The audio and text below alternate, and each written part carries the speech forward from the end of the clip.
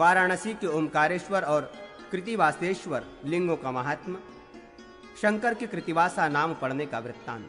सूत जी बोले, शिष्यों से घिरे हुए बुद्धिमान वे गुरु द्वैपायन मुनि मुक्ति प्रदान करने वाले विशाल ओमकार लिंग की सन्निधि में गए।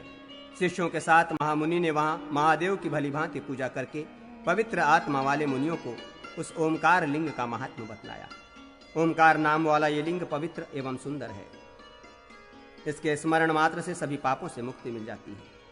वाराणसी में विद्वानों के द्वारा मुक्ति प्रदान करने वाले इस अतिश्रेष्ठ ज्ञान रूप उत्तम पंचायतन की नित्य पूजा की जाती है। यहाँ प्राणियों को मोक्ष देने वाली साक्षात महादेव भगवान रुद्र पंचतायन, यहाँ प्राणियों को मोक्ष देने वाले साक्षात महादेव भगवान रुद्र पंचतायन शरीर धारण कर रमण करते हैं। जो वो पाशुपत ज्ञान पंचार्थ शब्द से कहा जाता है, वही ज्ञान इस पवित्र लिंग के रूप में ओमकार में अवस्थित है।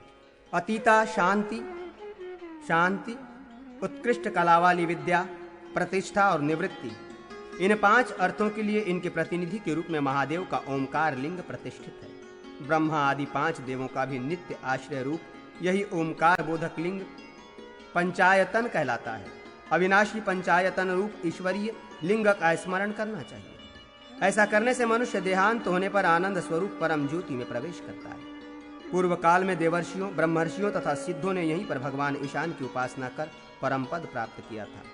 वे प्रेंद्रो मत्स्योदरी के किनारे गोचम के बराबर गुह्यतम शुभ पुण्य स्थान है। वही ओमकारेश्वर का उत्तम क्षेत्र है।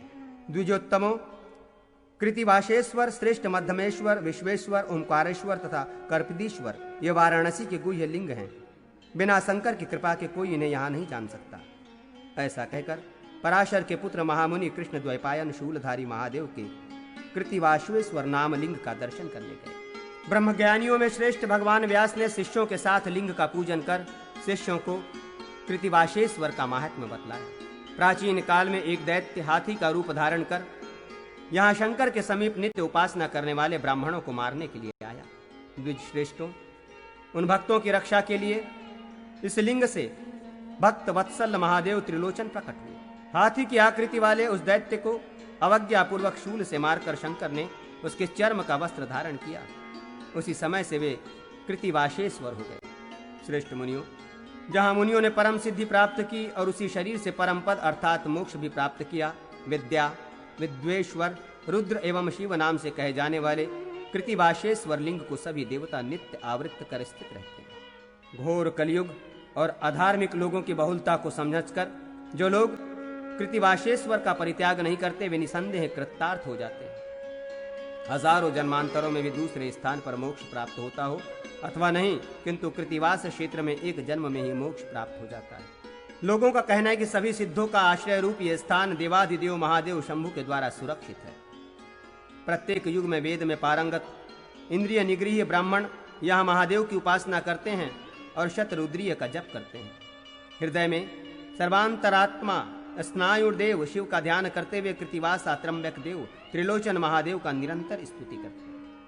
विप्रो, सिद्धजन ये गीत गाते हैं कि जो लोग वाराणसी में निवास करते हैं और कृतिवासा भगवान शिव की शरण ग्रहण करते हैं, उनके एक ही जन्म में मुक्ति हो जाती है। इस लोक में संसार को अभिष्ट अत्यंत दुर्लभ विप्रकूल में जन्म प्राप्त कर संयमी लोग ध्यान में समाधिस्थ होकर रुद्र का जप करते हैं और चित्त में महेश्वर का ध्यान करते रहते हैं। वाराणसी में निवास करने वाले श्रेष्ठ मुनिजन प्रभु शंकर की आराधना करते हैं। फल की आकांक्षा किए बिना यज्ञों द्वारा उसका यजन करते हैं। रुद्र रूप में उनकी स्तुति करते हैं और शंभु रूप में उन्हें प्रणाम करते हैं। विशुद्ध योग के आश्रय रूप भव को नमस्कार है। मैं स्नायु पुराण गिरीश की शरण ग्रहण करता हूँ।